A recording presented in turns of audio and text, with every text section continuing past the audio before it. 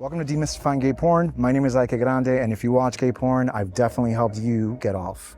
And the gentleman sitting to my left has also helped you get off. We are talking to content creator, writer, content producer, sex work provider, David SF. How are you?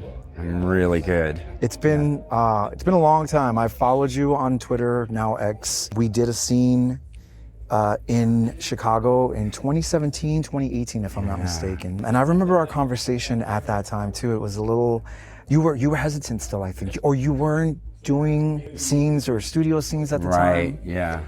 I had an opinion about it. Okay, so you had an opinion. Okay, you want to start there?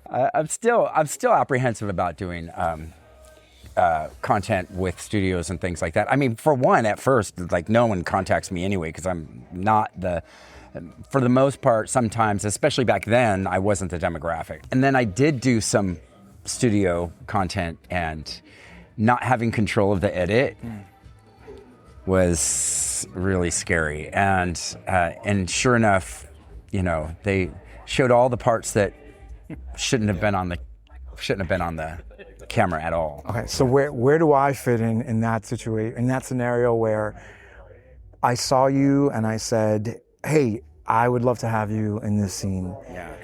How far along did that? Now, so was it 2018? Was it at IML? It was IML. Yes. Okay, and that's where I first met. Yeah. That's and right. we did a scene called Ganged Up, if I'm not mistaken. And I loved that. Okay, now that was one of the very first times that I actually really appreciated what the edit was, that it was really good, it was well done. You know, a few years before that, I had done something with another website, and they made it look like it was live streaming, and like I was struggling to get hard at one point because there was all these lights in the room, and I was just sort of like, this is uncomfortable. I don't like all these, there was random people having conversations and eating, and it wasn't too much. It didn't provide a space for people to fuck. Mm-hmm. And that was my thing. I was like, the guys that were just showing up, they were giving us like $500 a scene or something like that. And so they put us in this house in Miami, and then they said, do as many scenes as you can. So everybody was just going in and doing scenes so they could get their money.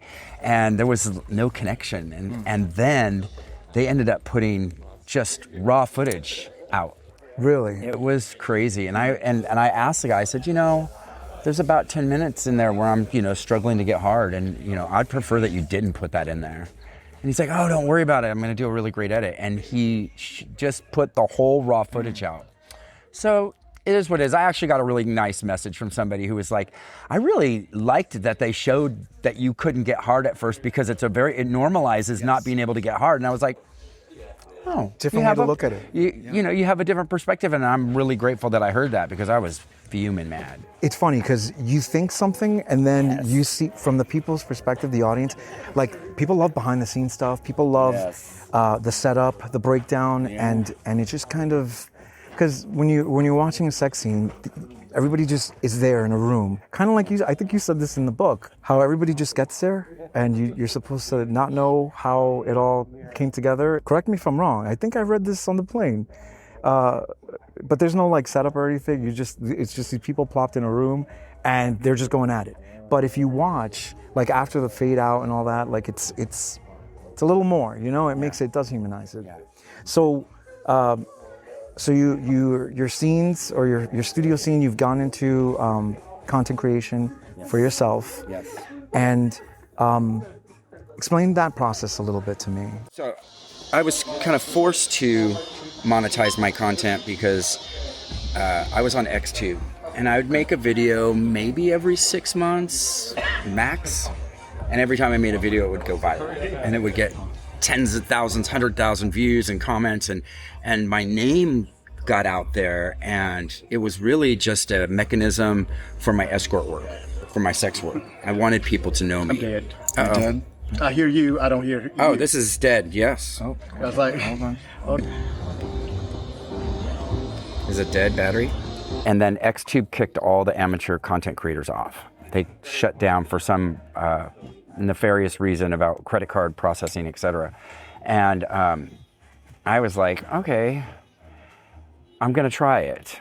And I made a couple of videos, and I started getting, back then it was Twitter, I started getting messages from people on Twitter, from content creators asking me to film with them, and also people had, it was sort of like an exodus from XTube to Twitter because nobody could find me anymore. They're like, I couldn't find you. I'm so glad I found your channel. So I just started making content, and it just kind of opened up a whole new world for me because I'm in complete control of all of my content.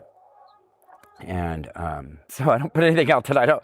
I mean, it's interesting because I put out such a variety of stuff, but at the same time, I still feel like it's mine. And you look like you have a lot of fun while you're doing what you're doing. Yeah, I do love it. That gets me into the book. So we're talking about your book, The Four Rooms, which, while reading, I just found out that it's your second book. It is my second book. Your first book.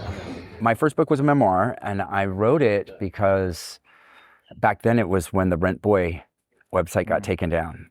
And there was all this pushback about male escorts and escorting being illegal, and it was such a bad thing, and there was a lot of shaming around it, and people were like, good, I'm glad it's gone. And I was just like, you know, I just remember being outraged, one, of the whole thing going down, but at people's attitudes towards sex work. And I was like, I thought we were living in a more progressive time, and it turns out we weren't. And I was like, but how is anybody really going to humanize the sex worker if they think it's just all about paying the rent? Mm-hmm. And that took me into writing this memoir, and it just turned into this whole other thing where it became this really intense story that I worked with a co-writer on it because it's a tough story. It's a tough read. But and it wasn't the book that I wanted to write. I wanted to write a book about sex work. I wanted to write a book about sexual freedom and well-being, which is what I did in my book. 4 Rooms. Yes. Okay. And I was kind of talked into doing it by my publisher and my co-author, and you know, they're like, you can do all of that in your book. But I did do that in the first book a little bit. I very much humanized sex work, but more importantly, I didn't get to reach out to the very niche group of men that I think will find value in the 4 Rooms. They'll find little nuggets of magic in there for them. You talk about the importance of sexual self-care. Can you describe, for someone who doesn't know how to, what sexual self-care would be? Yeah, I've never heard anybody put it that way before, but it is. The 4 Rooms is really about remaining curious. You know, it's written primarily for people who struggle with sexuality. They struggle with insecurity. They struggle with their idea of their body. They struggle with their idea of their emotional stability or their feelings of freedom to walk into a room and take their clothes off. I just did a workshop today on that. And it really is a book that takes it's the reason it's called The 4 Rooms, because it talks about our whole well-being, our whole self. Mm-hmm. If we're visiting one room, if we're staying in the room of the body and we're always at the gym or whatever we're doing, there's a good possibility that we are not paying so much attention to some of the other rooms. Mm-hmm. And when the not enoughness or the insecurity arrives, we may not have the right or the same tools that we would have if we were visiting all 4 rooms periodically to investigate and stay curious about what's going on with us sexually. Little by little, just like take little nuggets every day, just to check in. Yeah, and you notice that every chapter is very, very short. It's sort of a snippet, you know, it's an idea and it's a question. It's something to get curious about. I'm too fat, I'm too old, I don't fit in. These types of messagings permeate queer culture immensely. I have anxiety. I was bullied, or whatever the imprint or the messaging in the thinking mind is. And this is the point that I really want to make abundantly clear, is that nothing in this book is to try to change you. Mm-hmm. There's nothing in this book that is asking you to change your mind, change your thinking, change the way you feel, change how your body looks. There's nothing about that, but it is to get curious, to enter into those spaces so that we can more examine what else is possible. Because when we're myopically looking at anxiety or our body or our age or our not fitting in or our not enoughness, we're right up against it like this. And the book really just it encourages us to take a step back, to allow the rest of the room to come into view so that we're not so focused on that one particular thing that really bothers us. Because the struggle is that we're trying to fix that one thing while ignoring all of the other parts of us that are valuable, that are encouraging, that are beautiful, that are, sometimes uncomfortable, but very important. In the book, or reading in the book, was how you pointed out how incredibly profitable the self-care market is when it comes to books, and this is not that. Drives me bananas. I know, yeah, but I try not to be so adversarial towards the pseudoscience self-help modality of care, because this book, from an outsider's point of view that doesn't find value in it, could see it like that. And so I don't care if they do, but there's this entire industry that is predicated on our brokenness. If you do this, you'll get that. My 5 tips to a better life, a better version of yourself. And those sell books. Those things say, I can fix you. I'll make you better. You can become your authentic self. And the Forums does not proclaim to do anything like that, because I just wanted to be really aware of that, because I'm not here to fix anybody. A lot of times, people will describe me as a healer, a sexual healer in my escort work, and I really don't like that term. I don't do healing work. I'm not a healer. I am just another guy who's making room, making space for people to do their own work. And especially in the rooms that I walk into as an escort. Holding space, kind of. Yes, holding space is a perspective as well. I don't investigate it too much. I just witness. I think the best thing that I can do is witness. I try not to advise, even though I do sometimes. But, some men come to me struggling, afraid. So, I only say holding space because I feel like something like that would takes a good amount of energy too, right? Like, one of the examples in the book was the guy that he felt like he missed out on too much of his life, and now it's too late for him, and no one's going to want him. And just the idea that you were trying to just like get in a little bit, and no matter what, he just gave you pushback. Yeah. I feel like that's when you're working for something, you're not getting. But then again, you looked at it from a different perspective. You say, instead of kind of trying to change him, it should have been different question or different approach. Yeah, and in that example, that's a really a powerful part of that book for me, because it changed my perspective on healing and changed my perspective on change and our expectation of change. And that's the thing that I was thinking about this today, and I really want to say this because it just came out of nowhere, and I was like, that's it. We are problem solvers. As human beings, we make fire, we created the wheel, we find technology to help make life easier. We do all these things that answer questions for us. They are the answers to the solutions to make our life easier. And what happens over our lifetime is we get used to applying those tools to the world outside. And then we find a problem that we perceive as a problem within us, and we try to apply those same tools to ourselves, to our sex, love, our intimacy, our sexuality. We think that those tools that are used outside of us in order to make our lives easier can somehow apply to the spirit of who we are as humans. And it's really kind of interesting to see, when I think about that, how much we do that. that one mind approach, though, right? Because Yes.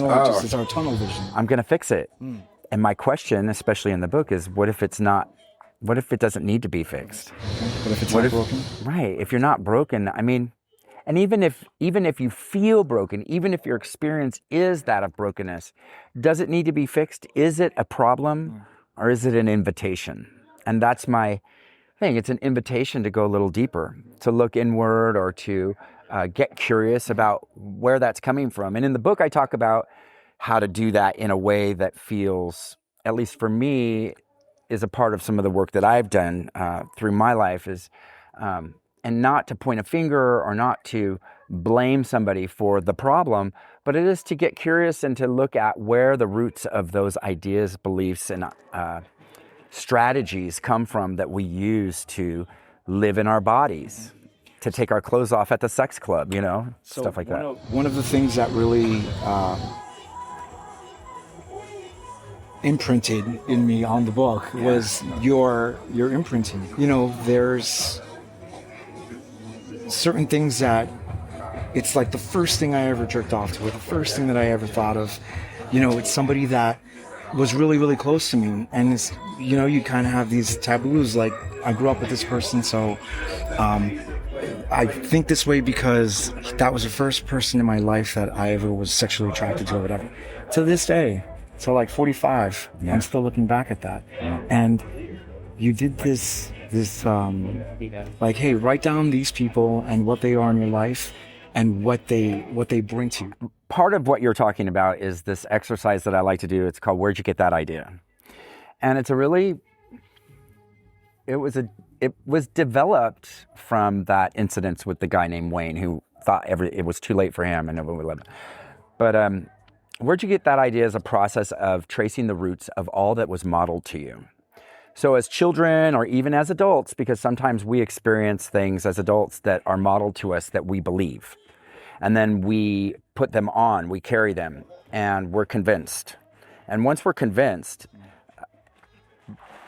it's difficult to unconvince us, to change our belief, right? You'll see this happen in many other cults and things like that. But it also happens as a normal part of life. Things happen and we are what we call transfixed. We become transfixed on this trauma or this idea, and it becomes important. And then we embody it almost. And so a lot of this stuff like bullying and our sexual fantasy, like things that happen to us, the first guy I ever had sex with, or the first time I saw a guy in a magazine with the hairy chest, and it's like, it is always in my launch fantasy. It is forever in my launch fantasy. It's like, I wouldn't want to change that.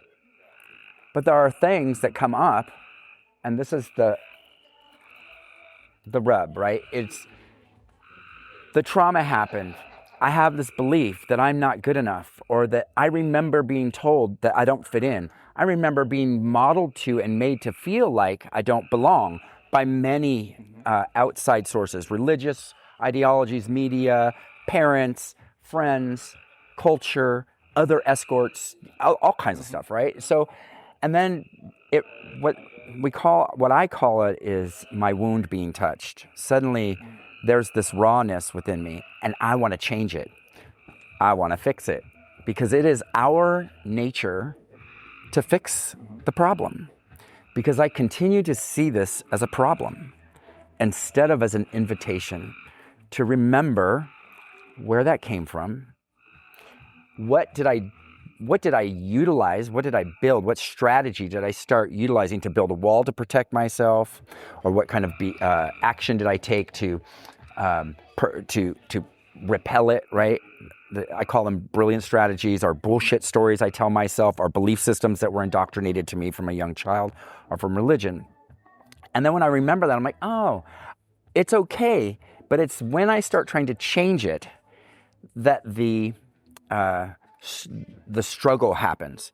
Because that effort to change it is way more effort than it is to sit with it and to see it for what it is and move forward, and see all of the other possibilities that are available to me. Because I know who I am. You know who you are. Once you remember who you are, that unbelonging not that it's ever going to go away. A lot of people will sell that bag of goods. I'm going to make you feel like you belong. I'm going to make you feel better, right? You're going to become a better person. When it comes to sex, love, and intimacy and sexuality, our own personal experience with that. Fixing a computer or, working in a group of people in a management system, completely different story. I'm specifically talking about trying to fix the delusion of inadequacy that we think we are. And that is, in my opinion, which I try to stay out of, folly. You're just on a hamster wheel of constantly trying to fix the problem. Yeah, there's no end to that hamster wheel of trying to fix myself. And it's not as simple as just saying, you're not broken, because a lot of people sell that too. And I think that that's an interesting industry, the you're not broken industry, because the Four Rooms isn't saying that you're not broken. It's asking you to explore the parts of you that you believe are broken. So yeah, not to discover that you're not broken, but to discover all the else that is possible. I don't have any answers, but you do. And you'll find, maybe not answers, but you'll find other possibilities of things to be more, to pay attention to. I look at it like setting the table, right? We want to sit the table. We want to invite only the people we want to sit at the table, the people we like. We want to have the good food. We want everybody to talk. And then the controversial aunt comes over, right? The one nobody likes. And the one who has said something to you that fucked you up, right? The one that is the imprint that you have, you still carrying around, right? You still hate her. But she sits at the table. Anyways, she gets to. She belongs there. And what a lot of people don't understand is you could just hate her and sneer at her and not be. But the thing is that she carries wisdom. She carries important information for you. And maybe it's as simple as everything that she says is not true. Exactly. It can be that simple. But we don't throw Auntie out of the nest because she said something. Because she's still teaching you something. Oh, yes. You talk about the stuff that we can't get rid of. So what do we do with it? This is such a great question, and I'm so glad that you asked it because it is perfect. It's exactly what I would love for people to take from this book. You don't have to do anything with it because it's sacred. And once we start seeing, a lot of people don't like their anger. A lot of people don't want to be sad. A lot of people don't want to have that sense of inadequacy or insecurity show up while we're in the middle of a fucking porn shoot, or the client that comes through the door and suddenly we can't perform because we didn't sleep well the night before, or whatever it is. And then we jump into this thing that we need to fix it. And one of the key principles of the Four Rooms is that we allow it, that we see it as sacred, that I really lean into trying to steer clear from identifying things as good and bad and right and wrong. Because once we do that, this is bad, this is good. There are lots of bad things in the world. There's lots of good things in the world. There's evil, all that stuff. And I'm not saying that. But when you're talking about your personal experience in sex, love, intimacy, and sexuality, if you remove those terminologies, you're actually making judgment less powerful. You're creating curiosity. You're cultivating this idea to become empowered around the idea that I think my anger is horrible and I want to be rid of it. But what if your anger is sacred and beautiful and important, and that it carries wisdom for you to get information from? Because it's really easy to learn from your joy. It's really easy to know what you love. I know what I love. I know how to find my joy. You know, it's in the effort to, and I love this. This is the big word. People are like, I need to protect my peace, right? Yeah. And I get it. We all want to protect our peace. Steal your peace. I get it. Yeah, keep all the bad people away. Yeah. And it's because we're judging that that's not for me and that's bad. But what would happen if we relinquished the need to have an opinion, allowed ourselves the judgment, but also try to remove and instead of begin to identify things for what they are. I kind of cringe at the idea of, oh, don't, try not to be judgmental. But I think saying that is folly as well, because we're all going to judge. You're setting yourself up to judge. It's like, don't eat an apple. Don't think of an apple. You're going to think of an apple. So what I do is I encourage and I ask the reader to get curious about that, to explore. And the way that I go about that, as you probably have already read, is asking yourself empowering questions about the judgments that's come up.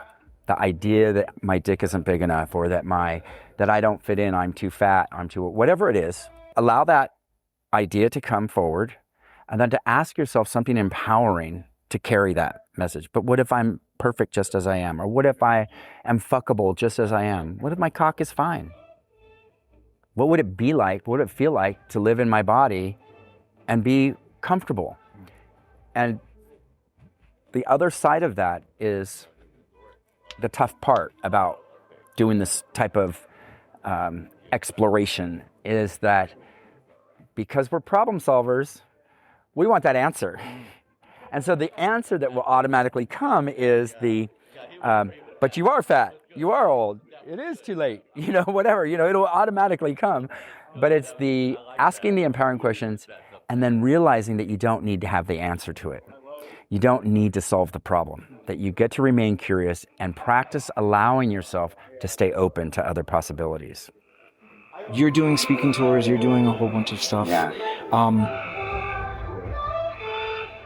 When you talk to people, especially a general or a mainstream audience, do you find they perceive this a little different than, let's say, a sex worker or somebody in the industry that you might know that's read your stuff? Because I'm a little more open, I would feel, about the things that you talk about in the book than I would think, my brother-in-law from Rochester, New York.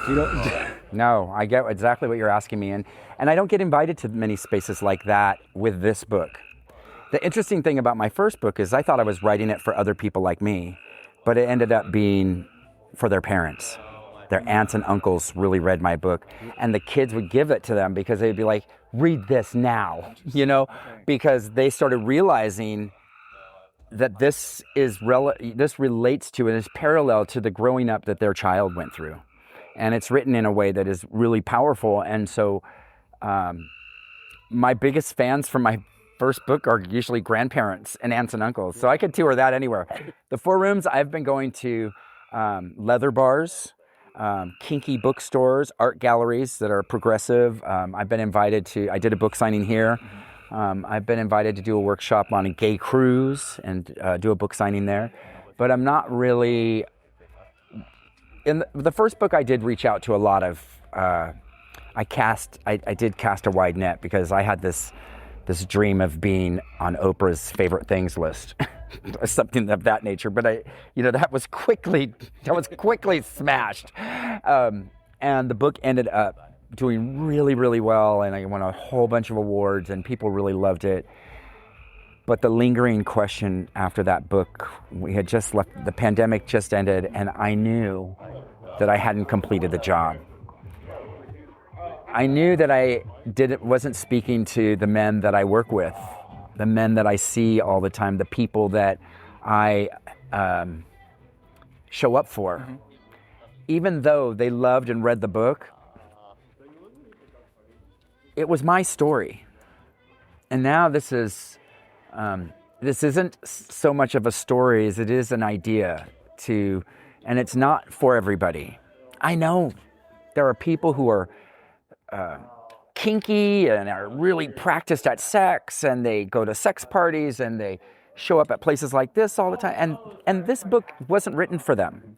So, even though many have read it and that's a really cool book, but there are people out there who, they're the people I think about a lot. When I was writing and I was sitting and struggling to write this book, what helped me through was to remember who I was writing the book for. And it is the person who's sitting in isolation, the person who hates their body, hates themselves, who maybe grew up in a strictly religious ideology that shames them, steeped in shame. And it is a very gentle, progressive building block to visiting those rooms. The room of the thinking mind, the room of the emotions, the room of the sacred, all the things that are meaningful and purposeful to us, and the room of the body, which contains all of the rooms. So it's, it's not, you do this and you'll get that. It's what would happen if you began to create some connections that are completely, have nothing to do with sex.